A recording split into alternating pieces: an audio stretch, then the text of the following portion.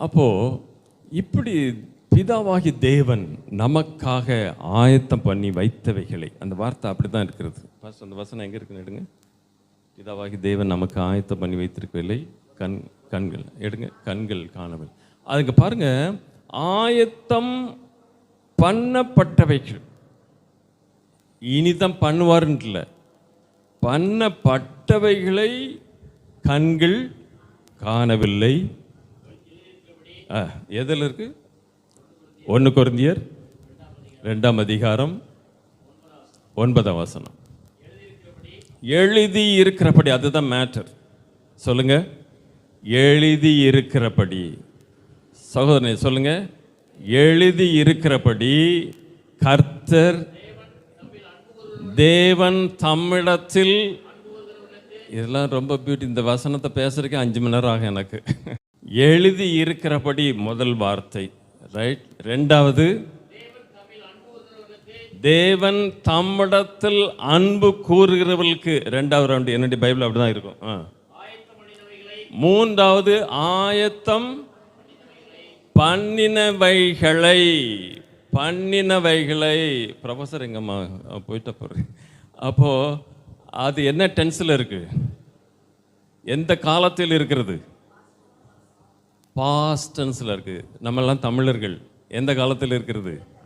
கடந்த காலத்தில் இருக்கிறது. அப்போ நீங்கள் அறிந்து கொள்ளுங்கள், உங்கள் பிதாவும் என்னுடைய பிதாவும் நம்முடைய பிதாவுமாகிய தேவன் நமக்காக ஆயத்தம் பண்ணினவைகள். It's already prepared. இந்த கண் காணவில்லை, இந்த காது கேட்கவில்லை, இந்த இருதயத்தில் கூட என்ன செய்யல, தோன்றவில்லை. இங்கே தான் மேட்டர் இருக்கு. அதில் அடுத்த வார்த்தை கவனிங்கள். நமக்கோ எப்படி எழுதப்பட்டிருக்கிறது? நமக்கோ, லிவிங்ஸ்டனுக்கோ, வெஸ்லிக்கோ, அதுதான் மேட்டர். இப்படி ஆயத்தம் பண்ணப்பட்டவைகள் நமக்கோ. கண் காணவில்லை, காது கேட்கவில்லை, இருதயத்தில் என்ன செய்யல, தோன்றவும் இல்லை. ஆனால் நமக்கோ தேவன் அவைகளை, எவைகளை? உங்களுக்காக ஆயத்தம்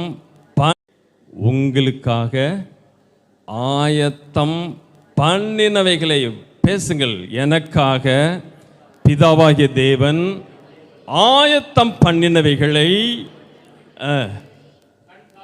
தம்முடைய ஆவியினாலே வெளிப்படுத்தினார். இந்த வெளிப்படுத்துதல் மூலமாக தான் வெஸ்லி வேன் அங்கே நிற்கிறது என்று பேசினோம். 6 மாதத்துக்கு முந்தி தெரியாது, இப்பொழுது உங்கள் கண்கள் எல்லாம் பார்க்கிறது. எது? 1 கொரிந்தியர் 2:9 ஞாபகம் வச்சுக்கோங்க.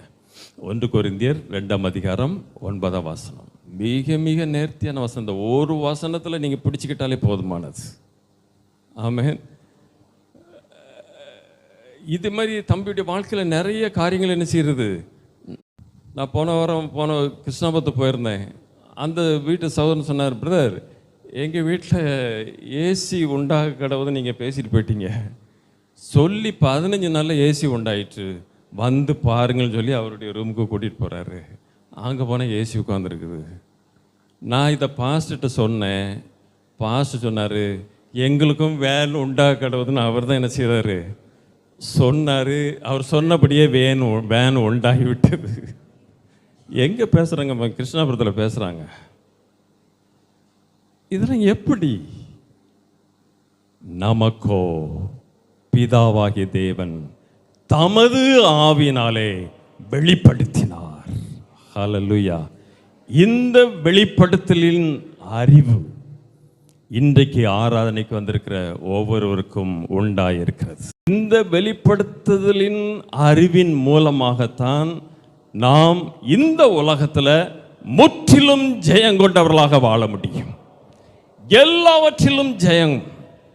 தோல்வி என்பதே இல்லை.